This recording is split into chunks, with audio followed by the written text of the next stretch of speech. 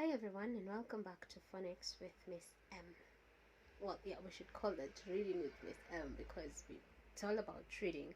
But since we established the relationship between the two, I'm going to call it Phonics with Miss M.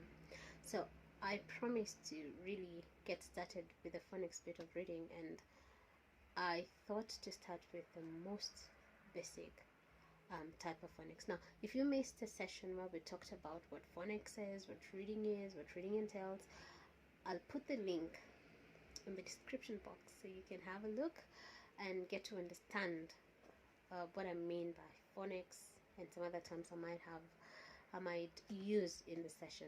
I also thought that I should make my face available today, because whenever we're teaching phonics, it's really important for the children to get the movement of the mouth, the lips, the tongue, and everything, for them to really know how to articulate this particular sounds. And that's why you have me today on your screens.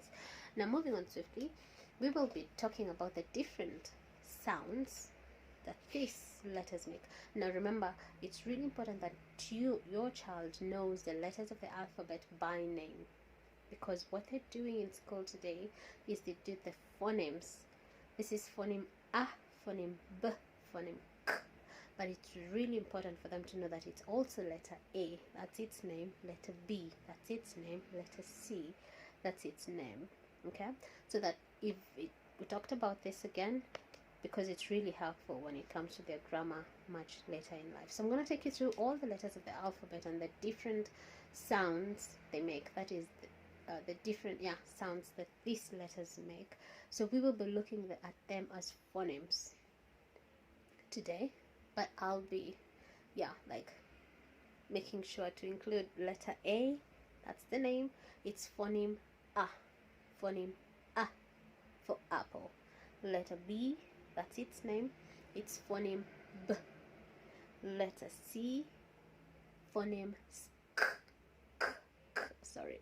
for cat. And then we have letter D making the sound or as a phoneme D for dog.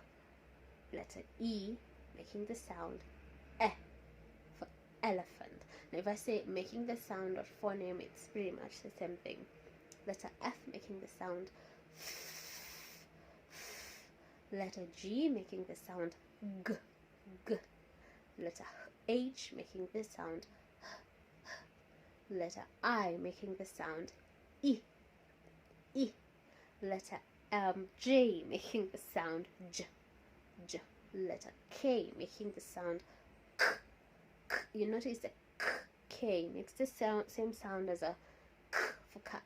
Now, children are able to differentiate this by saying this is a curly K because it's curly, this is a curly K, and this is a kicking K because that's the first sound you find in the word kicking.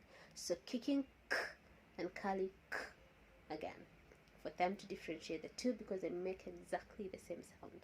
And then you have letter L making the sound letter M making the sound letter N making the sound letter O making the sound O. Letter P making the sound P. Letter Q making the sound Qu. Letter R making the sound R. Letter S making the sound S. Letter T making the sound T. Letter U making the sound for umbrella. Letter V making the sound V. Letter W making the sound W. Letter X making the sound X. Letter Y making the sound Y. And letter Z making the sound Z. Now you will notice that some children have a tendency of adding a at the end of every sound, so that we have a B. It's letter B. It's letter K. Kindly, I'd like you to discourage your children from doing that, because then it affects the spellings. I will demonstrate this. I hope I can write with my book upside down. Now, if I want to use my sounds to write a word, for example, the word cat, I'll say the sounds that I can hear in the word cat. I can hear the sound K. I can hear the sound A. And I can hear the sound T. well, forgive my handwriting, the book is, yeah. So I will say cat, cat.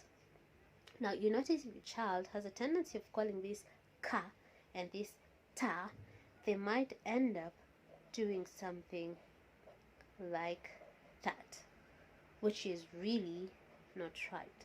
So we really try to discourage them from adding the a to the phonemes or the sounds, and just saying the sound only. B, not ba. K, not ka. D, not da. And l, not la. Not ma. Okay? And it gets easier as you learn it. So I'll quickly go through the sounds again. This time I'm not saying the letters, just the sound. So we have a, b, k, kali, k, d, e, f, g, h, e, j, k, kicking, k, o, p, qua, s, t, a, v, w, x, y, and z.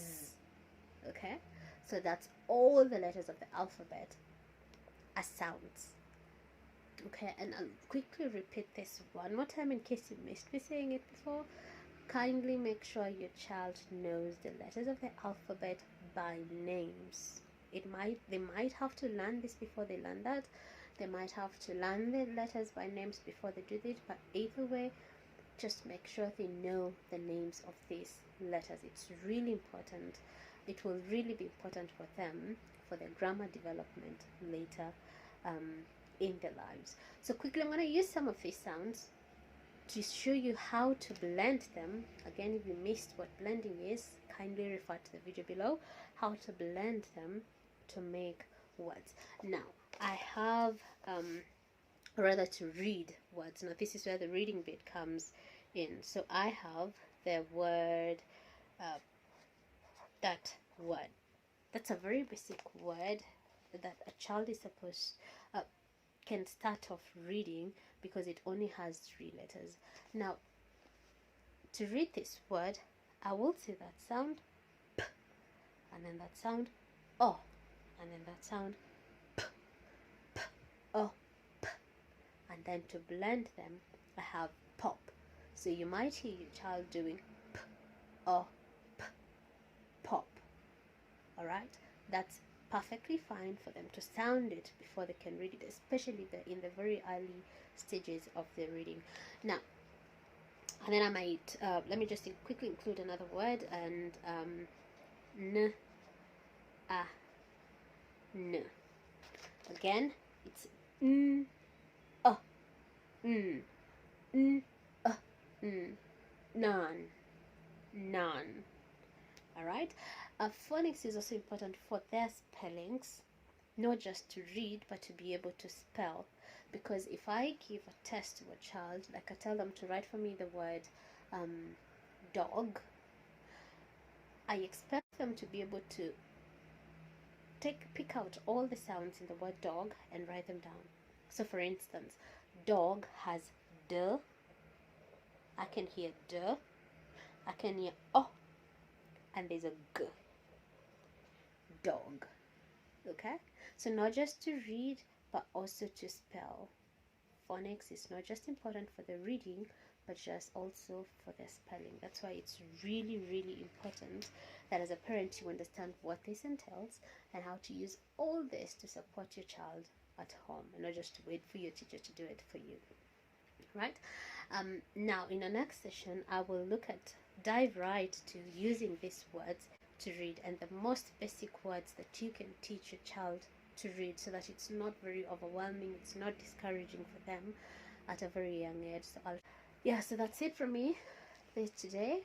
Again, if you haven't subscribed, kindly subscribe so that you can get the next video as I release them. I like it when I say that. Yeah, so have a lovely week and God bless. Thank you.